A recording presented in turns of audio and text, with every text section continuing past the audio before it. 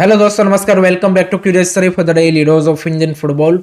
तो सबसे पहले बात करते हैं रिसेंटली जो मेसी का गोट टूर हुआ एंड उसमें जो कोलकाता के वो केओस डिजास्टर हुआ। उस केस में कोलकाता की जो एसआईटी की पुलिस की टीम है वो एक टोटली नया ट्विस्ट, एक नया एंगल इस केस में लेके आए हैं and they made some shocking revelation regarding this Messi's GOAT tour. जी हाँ दोस्तों, एस वी ऑल नो कि इस पूरे मेसी गोट टूर के जो मेन ऑर्गेनाइजर थे वो थे सतातुरु दत्ता, जिसको उसी दिन 13 दिसंबर को पुलिस ने अरेस्ट कर लिया था। एंड रिसेंटली जब उनका यहाँ पे इंटरोगेशन पुलिस की ओर से हुआ तो सतातुरु दत्ता ने पुलिस को बताया कि भाई मेसी को हमने 89 करोड़ पे किया था, 11 करोड़ हमने टैक्स पे किया था, तो टोटल हमने 100 करोड़ इसके पीछे पे स्पेंड किया था।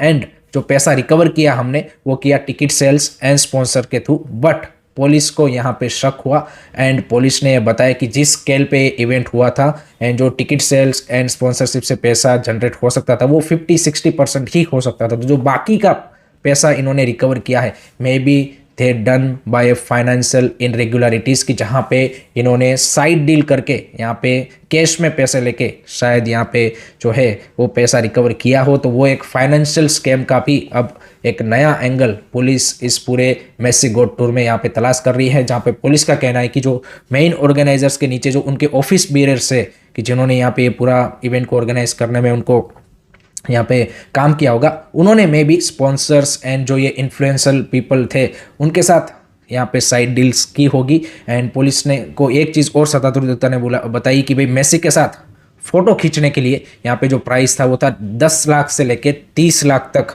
यहाँ पे किए गए थे। मेसी को ये पसंद नहीं आया था कि कोई भी आके उसको यहाँ पे हक कर रहा है, उसके साथ मिल रहा है। But this are the some shocking revelation in the message GOAT tour Kolkata scam. And I think ये जो मेसी का गोट टूर है वो मेरे को लगता है कि एक जिन लोगों ने इसके लिए यहाँ पे आप बोल सकते कि पैसा पे करके यहाँ पे लोगों में अपना यू कैन से कि पावर दिखाने की कोशिश की थी कि यहाँ पे हम मेसी के साथ फोटो खींच रहे हैं, वो कहीं ना कहीं अगर इसमें और ज़्यादा कोलकाता पुलिस की ओर से सही तरीके से यहाँ पे इन्वेस्टिगेशन हुआ तो भाई कई सारे लोगों का भाई रेप्यूटेशन एंड जो करियर है वो उसमें भाई यहाँ पे ख़त्म हो सकता है। So that is the message whole go to chaos and let's see आगे कौन कौन से हमें इसमें रिविलेशन देखने को मिलते हैं। आपके क्या थॉट्स है, आपके क्या ओपिनियन है इसके बारे में कमेंट सेक्शन में ज़रूर बताइएगा।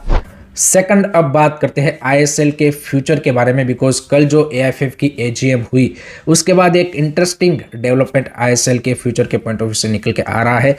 तो एस वी ऑल नो कि आईएसएल क्लबों ने रिसेंटली एएफएफ को एक लेटर लिख के ऑफिशियल अपना जो प्रपोजल है वो दिया था, जहाँ पे उन्होंने बोला था कि हम यहाँ पे league own and operate club ही करेंगे एक कंसोर्टियम बना के, एंड हम आपको हर साल नेक्स्ट ईयर से 10 करोड़ रुपए देंगे। ये उनका प्रपोजल था। लेकिन उसके बाद एएफएफ को एक और प्रपोजल आया, जी हाँ दोस्तों, एंड ये प्रपोजल दिया आई लीग क्लबों ने, एंड उसमें भी 9 आई लीग क्लबों ने यहाँ पे एएफएफ को प्रपोजल दिया कि इंडिया की जो टॉप लीग है उसमें हम यहाँ पे 18 टीमों के साथ लीग करेंगे जिसका नाम होगा इंडियन फुटबॉल प्रीमियर लीग। उसमें प्रमोशन डेलीगेशन भी होगा एंड हम आपको 15 साल का 50 करोड़ देंगे। टोटल एक साल का 50 करोड़ नहीं, टोटल 15 साल का 50 करोड़। तो अब एएफएफ के सामने दो प्रपोजल थे, एक आईएसएल का, एक आई लीग क्लबों ने दिया वो टॉप लीग करने के लिए। आईएसएल क्लबों का जो प्रपोजल था वो आप बोल सकते कि फाइनेंशियली आई लीग क्लबों के प्रपोजल से बेटर था, क्योंकि ये लोग एक साल का 10 करोड़ दे रहे थे एएफएफ को, अगर हम एएफएफ के पॉइंट ऑफ व्यू से देखें तो। जबकि जो आई लीग क्लबों ने दिया उसमें वो 15 साल का टोटल 50 करोड़ दे रहे थे। जबकि हम सबको पता है कि एफएसडीएल भाई लास्ट ईयर तक एक साल का एएफएफ को 50 करोड़ दे रहा था। लेकिन स्पोर्टिंग वाइज देखें तो आई लीग क्लबों का प्रपोजल आईएसएल क्लबों के प्रपोजल से बेटर था, क्योंकि इन्होंने प्रमोशन डेलीगेशन की भी बात की थी एंड यू कैन से कि यहाँ पे जो स्पोर्टिंग मेरिट पे है वो उनका प्रपोजल मोर स्ट्रोंगर दिख रहा था। लेकिन जैसे ही कल एएफएफ की एजीएम की मीटिंग हुई उन्होंने इन दोनों प्रपोजल को रिजेक्ट कर दिया एंड स्ट्रेट फॉरवर्ड वे में यहाँ पे जो एएफएफ के वाइस प्रेसिडेंट है यहाँ पे एनए हरीश, उन्होंने एजीएम के मेंबर के सामने ये बोला कि as per the AIFF new constitution the topmost league of India should be owned and operated by AIFF।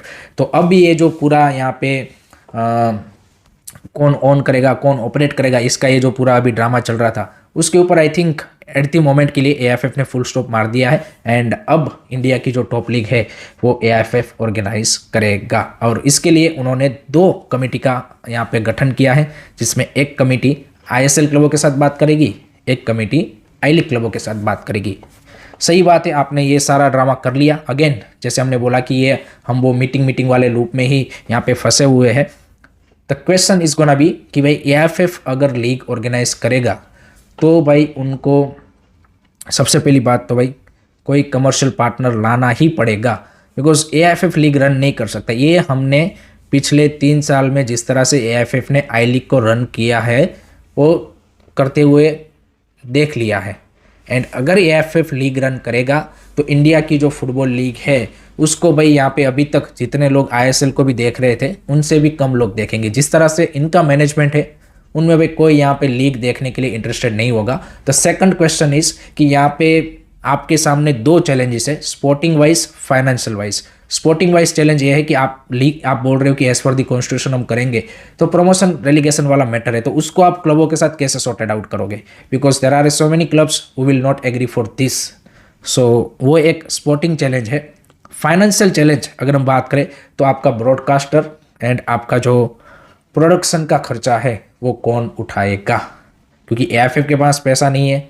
आप यहाँ पे एआईएफएफ बोल रहा है कि हमारी इस बार यहाँ पे यू कैन से कि अभी की जो फिक्स डिपॉजिट 50 करोड़ की पड़ी है उससे हम कुछ कर लेंगे, तो भाई वो इस सीज़न का हो जाएगा। लॉन्ग टर्म का क्या, लॉन्ग टर्म के लिए आपको कोई इन्वेस्टर चाहिए ही चाहिए अगर आपको लीग रन करनी है। तो एक यू कैन से कि सेलेबल प्रोडक्ट आपको लोगों के सामने लेके जाना है। तो अब ये फिर आप जैसे आई लीग कर रहे थे या फिर अभी जैसे आईडब्ल्यूएल कर रहे हैं, ऐसा लीग यहाँ पे यू कैन से कि जुगाड़ करके आप लीग कर दोगे, कोई भी किसी को भी थर्ड पार्टी यहाँ पे यू कैन से कि ब्रॉडकास्टर ला के फिर यहाँ पे घटिया प्रोडक्शन क्वालिटी करके आप लीग कर दोगे, तो भाई उसका कोई मतलब नहीं बनता। सिंपल सी बात यह है।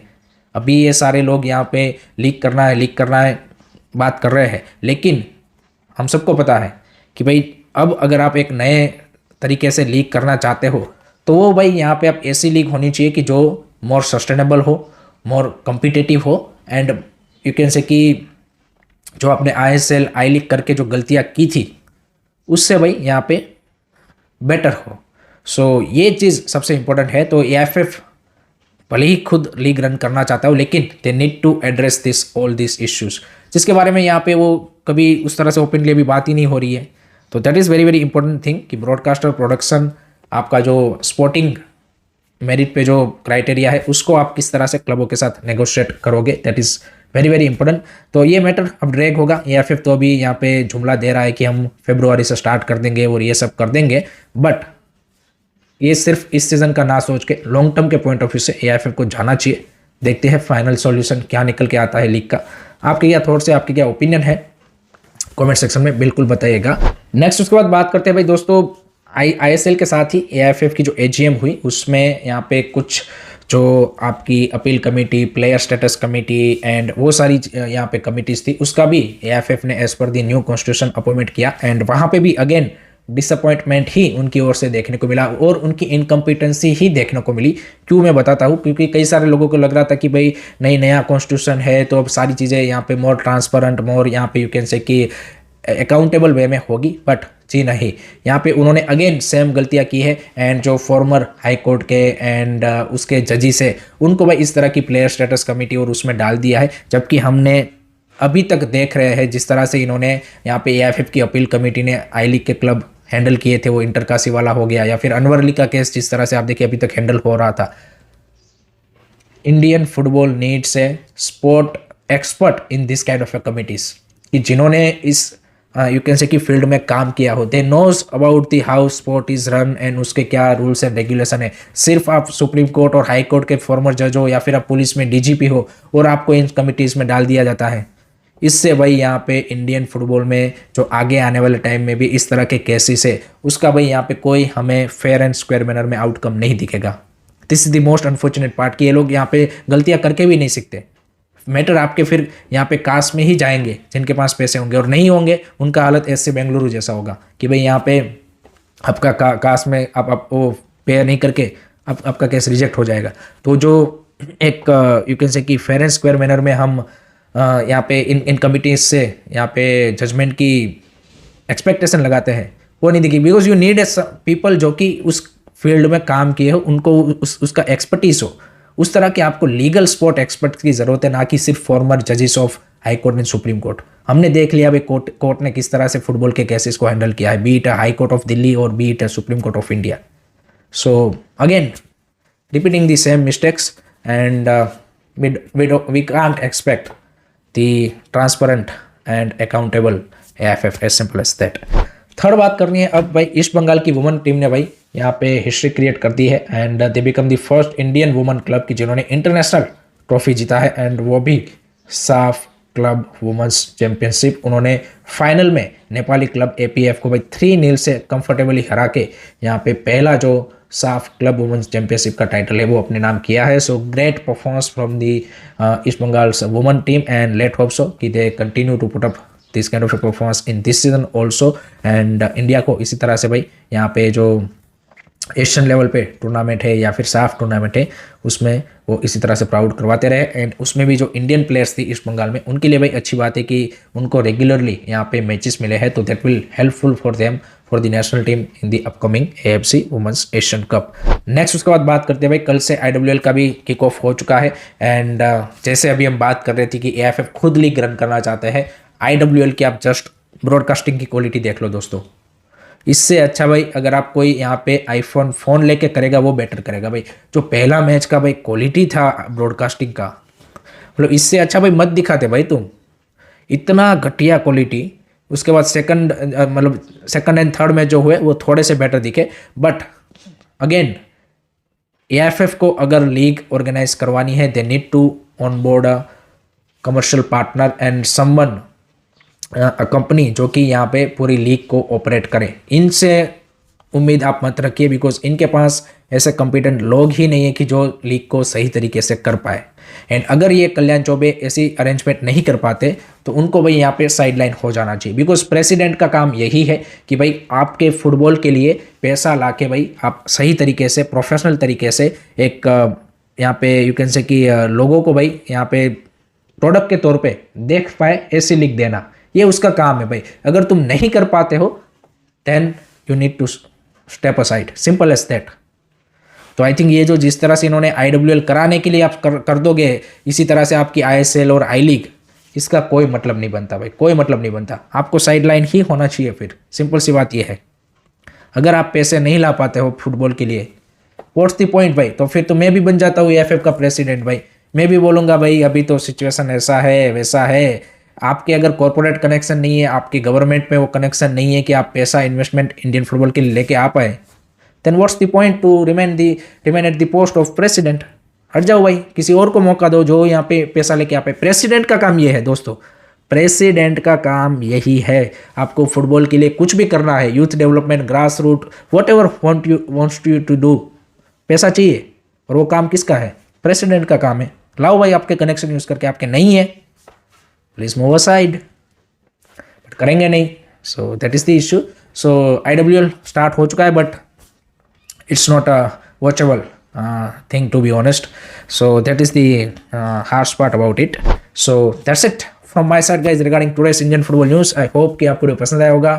Keep supporting Indian football, don't forget to like, share and subscribe to study. Jai Hind, जय भारत।